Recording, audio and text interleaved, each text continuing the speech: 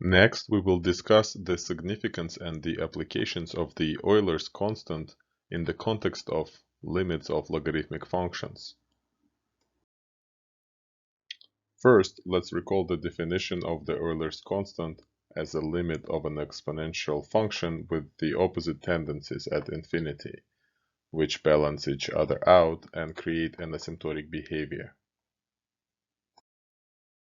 This limit is a starting point for deriving many other interesting non-trivial limits. For example, consider the following transformations.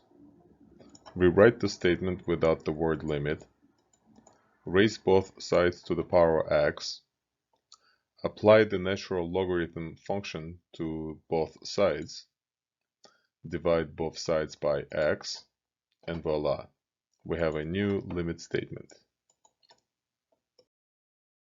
In summary, we now have a special limit statement that involves the natural logarithmic function that we add to our toolbox of limits. We discussed the significance and the applications of the Euler's constant in the context of limits of logarithmic functions.